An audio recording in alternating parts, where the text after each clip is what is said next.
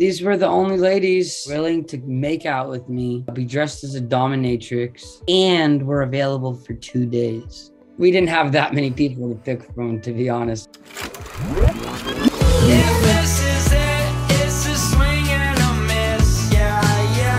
Hey friends, it's your girl Emily Curl. Welcome back to my iHeart studio. Today we're talking about the song and music video for Swing and a Miss. We have the artist and the director here, and it happens to be one guy. We've got Oliver Tree. Oliver, thank you so much for being here. How's it going? Doing good. How are you doing today? I'm good. Congratulations on the video. Always good to talk to you to hear a little bit behind it because the video is insane in all the best ways.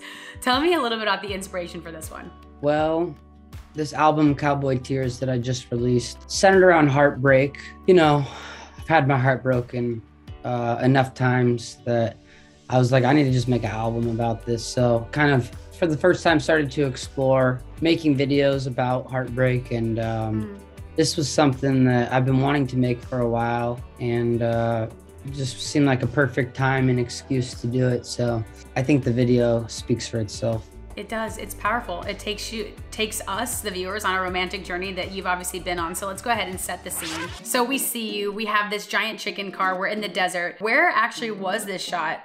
In about 2 hours outside of Los Angeles in the desert. And I found this chicken car on TikTok. Oh my God. How did you find it on TikTok? It just showed up? It just showed up like maybe a year ago. I just kind of like keep tabs on certain things. I'm like, ooh, I like this. I like what I see here. And I was going to maybe rebuild it myself, make my own chicken car. But it just turned out he was, you know, right next door. Yeah. And we also see the big directed by Oliver Tree here, of course. So you're directing this video. What is that experience like for you on set? Chaos.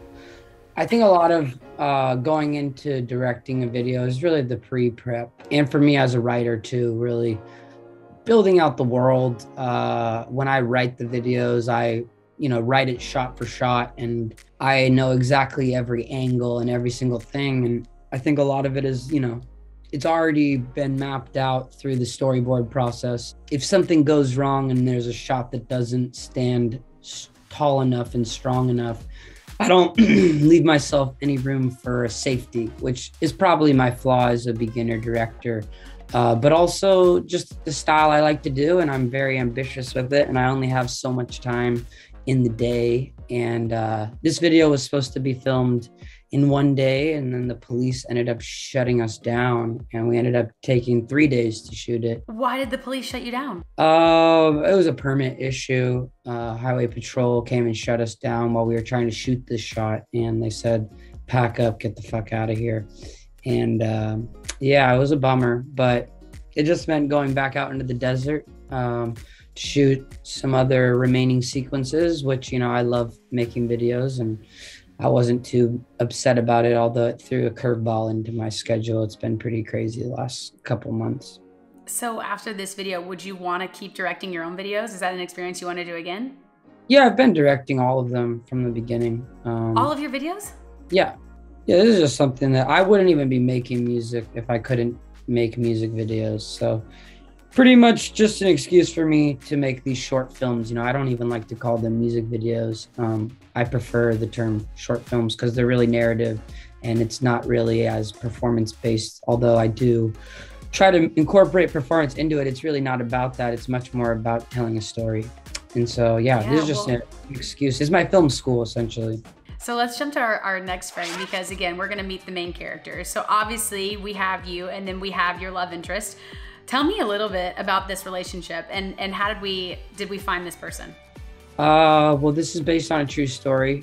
I dated an elderly woman, and based upon, I had some pretty strict requirements, had to be willing to make out with me. We kind of had it loose. We didn't know who would be interested in what, but they also had to be willing to wear a dominatrix outfit and a handful of things that were like, we didn't have that many people to pick from, to be honest with you. But she was great, and she did incredible. Her name's Claire. She seemed to have a good time. Yeah, it's amazing. Well, shout out to Claire. Let's jump to our next frame because I love this scene. It's beautiful for one, the set. We see the hot tub, of course. We have the candles, the strawberries. What was this moment like on set for you? This is, for me, this whole video, I think, in a lot of ways, is really inspired by Dumb and Dumber. So, recreating the set from Dumb and Dumber. It's not the same, but, you know, they had a heart-shaped tub, and even like, you know, they had the dog that's a vehicle. So, you know, I just pulled a lot of influence from my childhood. That movie I grew up watching and seen it maybe 100 times. I've probably seen it more than any movie ever, easily. Do you have a favorite quote from that movie? There's so many gold ones, but there's one where he's like, what are the chances that you and me could be together? And she's like, 1 in a million. And he's like, so you're saying there's a chance? And I think that's a classic moment for me. Feels like my whole life. Yeah! This is obviously a beautiful scene because this is where we find out that you proposed to Claire. Were you scared that you were gonna lose the ring in the hot tub? Was that a fear for you? It was, and this is her actual wedding ring. She was kind enough to let us use, and we had other wedding rings. She wanted to use hers, and so we honored that. And there was 2 different occasions where her ring was misplaced, and it was very concerning. We almost lost it. Also, we have to have a shout out. These pec bounces are very impressive. Yeah, well, I had to work for, I trained for 8 months to get my body really into that kind of physical space. And it was, you know, I worked with 2 different trainers, personal trainers who came in and every day would train. And one would be working on my lower half and the other would be working on my upper half. And it was extremely intense regimen, diet. I had to eat 6,000 calories a day. I was doing muscle milk, protein shakes for breakfast, protein shakes for dinner. It was intense for sure, just to get my body to this. Have you been able to keep that up on tour? Like, has that been something that's become a part of your daily life? I'm trying to. It's hard. It's not easy to maintain that, especially when you're driving through at ungodly hours, eating Lord knows what. It's been challenging. I've noticed that some of my baby fat's coming back, but I'm trying. I'm lifting every day, trying to keep my body maintained, but it's not easy. Serious full-time commitment. Oh, for sure. Now let's jump ahead to our next frame because I want to talk about this moment, which was probably the saddest moment in the entire video, right? So we see the wedding day, and then we see your bride collapses on the cowhide runner, which I want to talk about that for a second because I feel like that is also like a highlight of this shot. Tell me about this scene. Is this how you envisioned this one? The sad part is that there was more shots where you could see much wider and see there was 100 chairs there, you know, and there was nobody in attendance, which it's a bummer. You can't really see the full scope of it. I think you get the idea though. So a question for you is, metaphorically, all the empty chairs, now knowing there's hundreds, metaphorically, what did that mean for the video? It's just that, you know, neither of them really have any friends. They're just 2 lonely souls swimming in a fishbowl. And I don't know, I thought that was kind of beautiful that you have these 2 loners that finally meet each other. Yeah. For each scene, how do you mentally prepare to get into that scene, like you said, to match the energy? What do you do on set to really get prepared for it?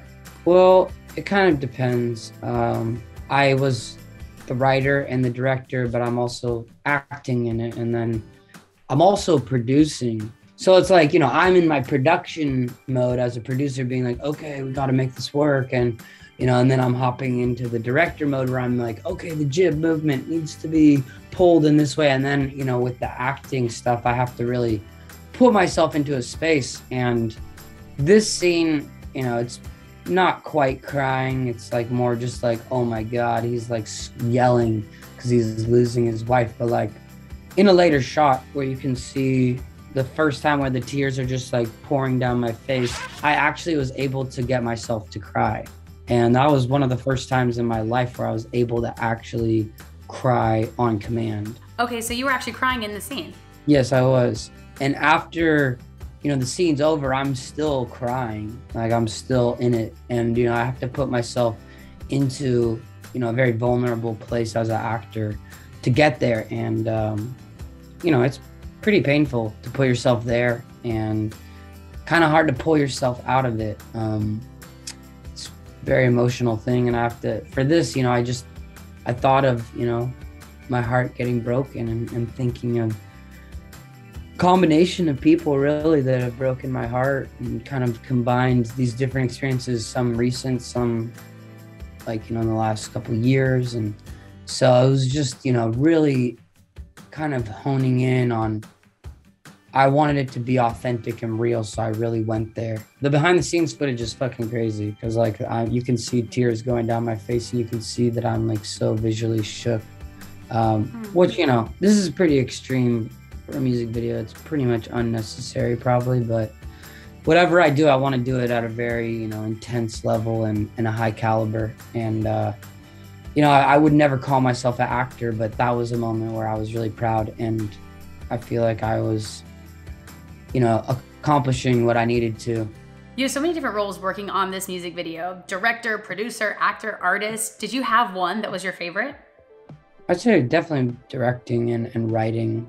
That's to me like the main goal with what I want to do. And for this whole video too, I was trying to make it cheaper. And one thing I did was I had my loose concept of something I could make that would be affordable. And then I kind of let the location help write the story, which I've never done it this way, but I was just didn't have a lot of money.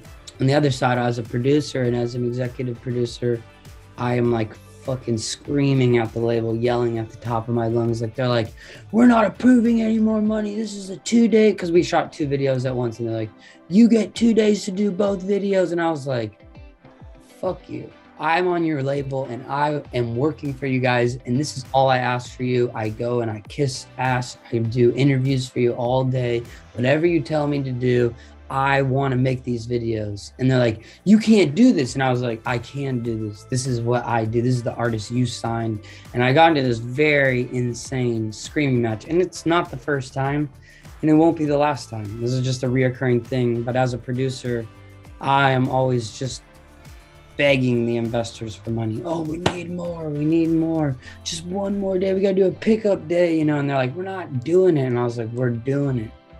Or, you know, and then I flex my muscle and I say, if you're not going to pay, I'm going to pay. And then I'm going to have more ownership over this video because there's these gray areas. So I exploit these gray areas and I say, okay, if you don't want to pay, I'll pay. And I'll have extra ownership in this. And they never want to hear that. I have my tricks. So this was layered. And I also want to go back and touch on the fact that you shot 2 videos. Did you actually shoot a second video during this one? The VFX are being worked on it. But I believe in March it will be coming out. So hopefully, yeah, in the near future, in a couple weeks probably. But yeah, that one was shot at a different location. And that one also required a pickup day as well. So it's supposed to be 2 days to shoot 2 videos. It turned into 5 days, which is pretty funny. And we're still not done shooting the other one. We have to shoot a couple more pickup shots.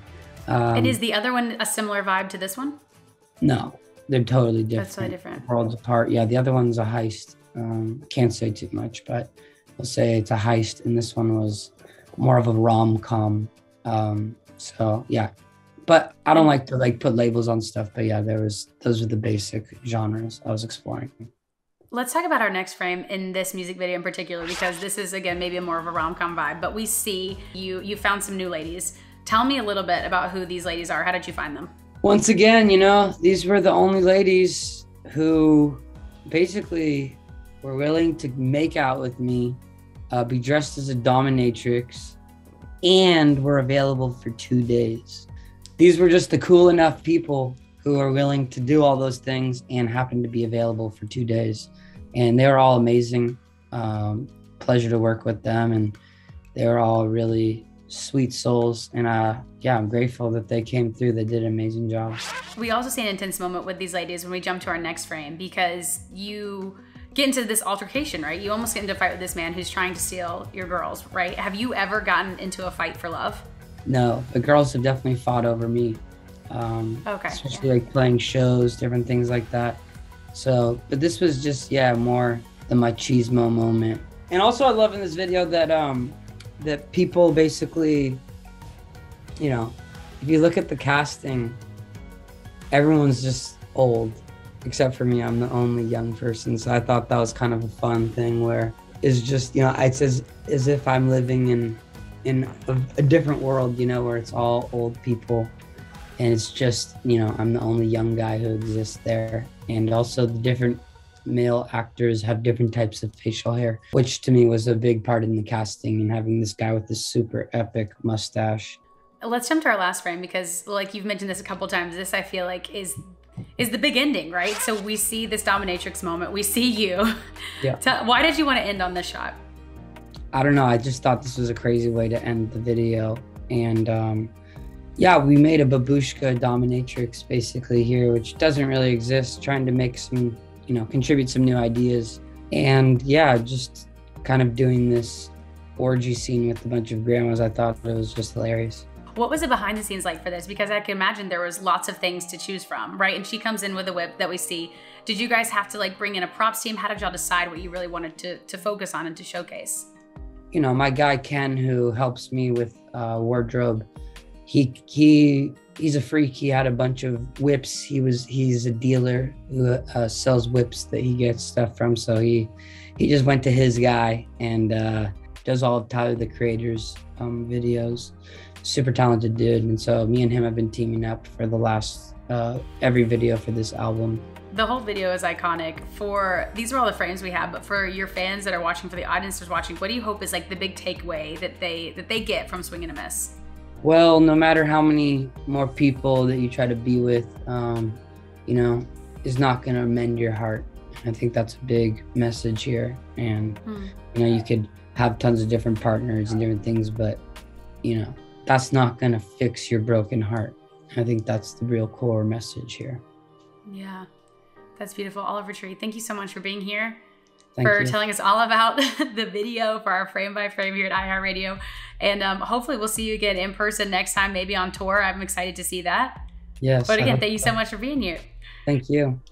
Thanks so much for watching our frame by frame for Oliver Tree's Swing and a Miss. Make sure you check out the entire music video and don't forget to stream all of his music on iHeartRadio. And we'll see you next time. Hey guys, thanks so much for watching. Did you like that video? You can check out more over here. And don't forget to subscribe to iHeart right here. And if you're already a longtime fan, make sure you ring the bell down below so you don't miss a single video. Bye guys.